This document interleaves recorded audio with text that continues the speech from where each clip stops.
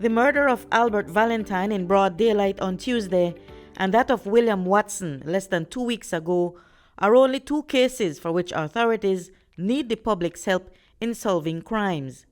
Since its inception in 2003, the Crime Stoppers platform has gained steady popularity among Belizeans. But for those who still have questions about how the service works, here's how.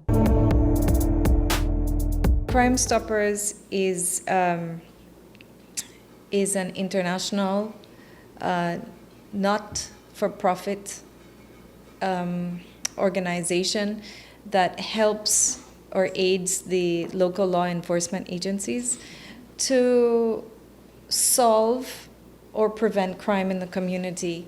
And we do that by providing a service to the community where they can submit their information regarding any crimes or criminals through an anonymous service that we have. There are two platforms that individuals with information about a crime can use to share that information confidentially.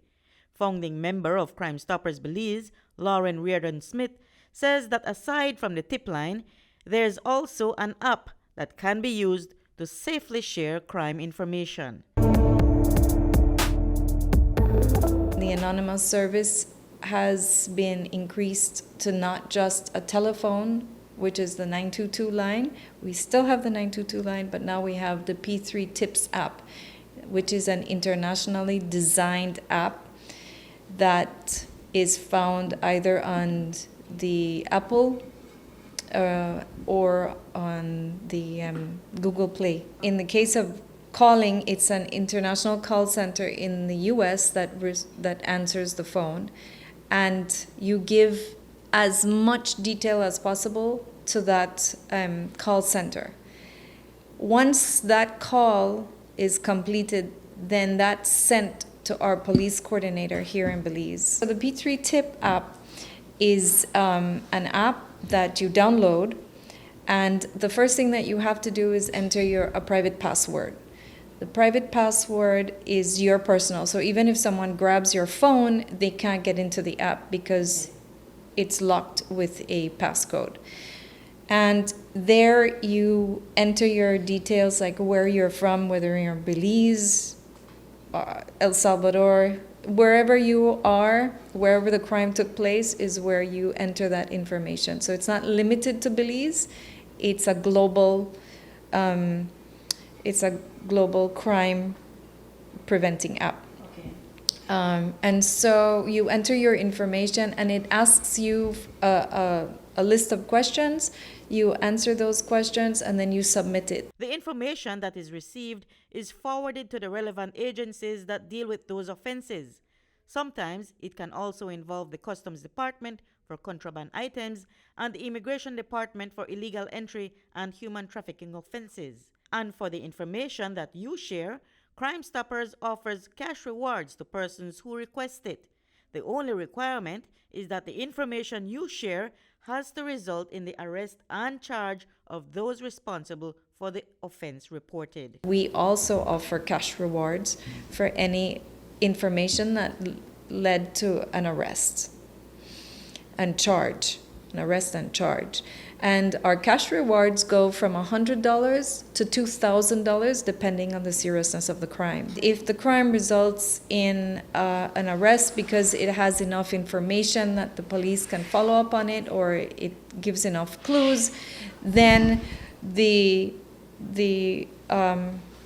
case then merits a reward, and then you call back for your information, and then from there you're given the information of when and how you can receive your reward. One of the assurances that using the Crime Stoppers tip line or the app provides to informants is confidentiality. Former Chief Magistrate Sharon Fraser has been a board member of Crime Stoppers for almost 2 decades. She says that the organization has helped in situations where witnesses simply don't trust using the police for whatever reason. Once the information comes in, then the police can act upon it without putting anybody's life in jeopardy. So It's really why this is important, why it must be out there, why people must use the service, because they don't have to worry that nobody is going to come for them or come for their families. Even the coordinator would know because they're operating based on codes that are given and whatever, so persons aren't giving their names. I don't know of any instances where persons have given a tip and in fact it has come out who those persons are. The truth is, even though I sit on the board, I don't even know who are the persons who. Is it even give possible tips. since you're operating by codes? No, it's not. According to Crime Stoppers coordinator Harold Greenidge, the statistics show there's been significant increase in the use of the service. Our yearly statistics as of January 1st, 2022 to December 31st, 2022, we received a total of 198 tips. From those, we received 45 successful tips. We did a total of 162 posters. Our yearly statistics for 2023, from January 1st, 2023 to December 12th, 2023, a total of 175 tips were received, and 37 of those were successful. When the program first started, we had less than 40 tips per year.